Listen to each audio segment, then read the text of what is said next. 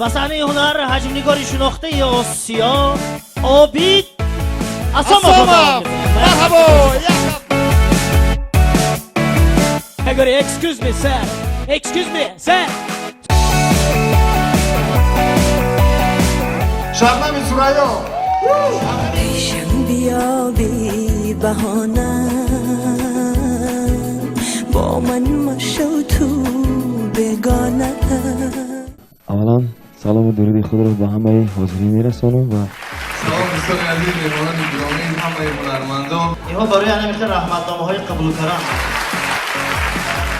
شنبه به آسان نیست همه به ایستادن اگه. البته دوستی عزیز.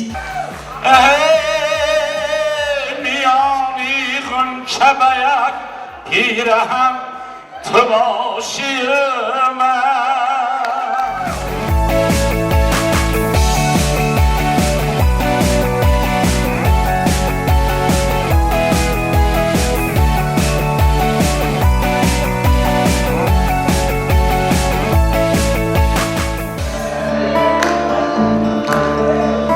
بی‌وفایی است و شد دل جدایی است و شد این کجا باشد روان از که پرسم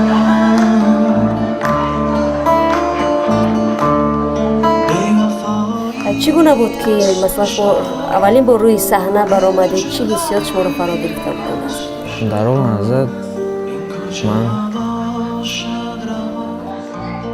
در هیجان بودم و پدرم رو دیدم